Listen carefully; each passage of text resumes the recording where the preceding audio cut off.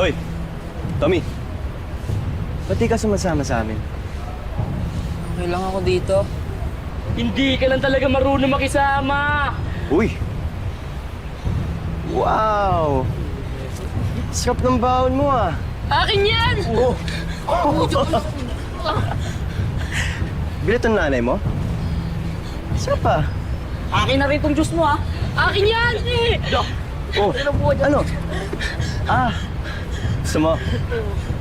Meron pa naman eh. Ah! Ah!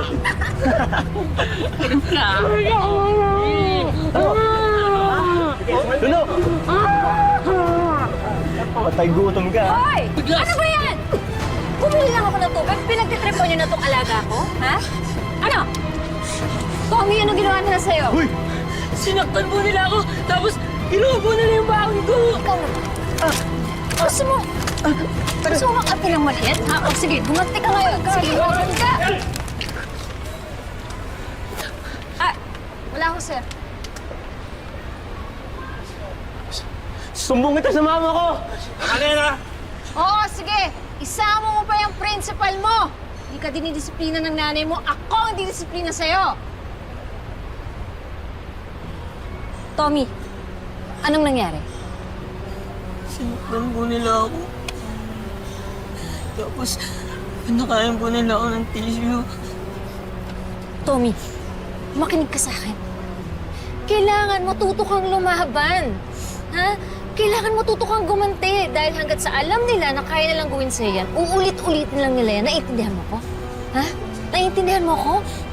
Pero, sabi po ni nanay, pag may nabubuli po sa akin, sabihin ko na lang daw po sa mga teachers, huwag daw po. Mali ang nanay mo. Mali ang nanay mo. Hindi ka din disiplina ng nanay mo. Kailangan, pag may nanakit sa'yo, gumanti ka. Ha? Kailangan matuto kang lumaban, saktan mo rin sila. Dahil deserve nila yun. Tandaan mo yan, Tommy. Ha?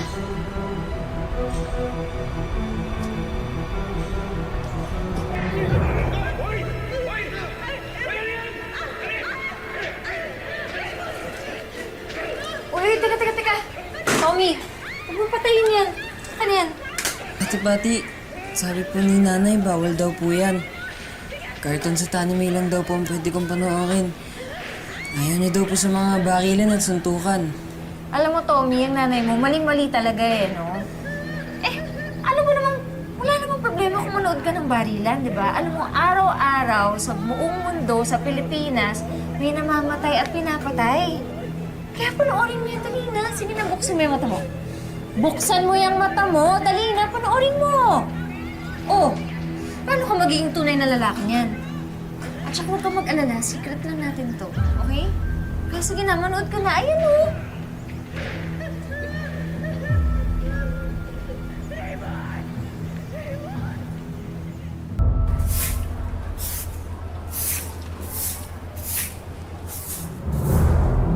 Hoy, babae! Yaya ka lang, di ba? Pero ang tapang mo, ha? Anong ginawa mo sa anak ko, ha? Wala kang karapatan, ha? Nasaktan yung anak ko. Nagsumbong sa akin yung anak ko. Kawawa, grabe, takot na takot. Hinataw mo ba naman ng mineral water? Tama ba yun, ha? Walang karapatan yung anak mo, nasaktan si Tommy. Kaya ikaw, kung naghahanap ka ng masisisi ha, tignan mo yung sarili mo sa salamin. Dahil hindi mo disiplina yung anak mo. Ay, ito nga, agad sa bunutan ng kalbuhin ka na. Yan ang dapat sa'yo, ha? Ganun ha? Ha? Halika dito! Halika dito! Ang bagay! Ikaw ba na ikaw? Ano ang tapang mo? Ano ba? Nasasaktan ako sa... Tulong! Hindi lang yan! Tulong! Ito sa'yo! Magsabihan mo nga yung yaya mo! Ano ba yan? Magsabihan mo yung yaya mo, ha? Tapang-tapang ng yaya mo, nananakit pa? Ito na kami kasalanan, eh! Anak mo may kasalanan ha? Teka! Ano ba nangyayari to? Anong kaguluhan to? Sir Mike, ito kasing babaeng to sumugod eh. Nananahimik mo ako ni Tommy dito eh. So, ikaw yung amo niyan. Pagsabihan mo yung katulong mo, ha, na huwag mananakit ng bata. Alam mo kung anong ginawa niya sa anak ko, ha? Hinampas na hinataw niya ng mineral water. Tama ba naman yun? Aba bakit? Eh, yung anak mo, binubuli tong si Tommy. Pinagtanggol ko lang naman yung alaga ko. So, may karapatan ka ng manakit, ha? Tama na! Tama na!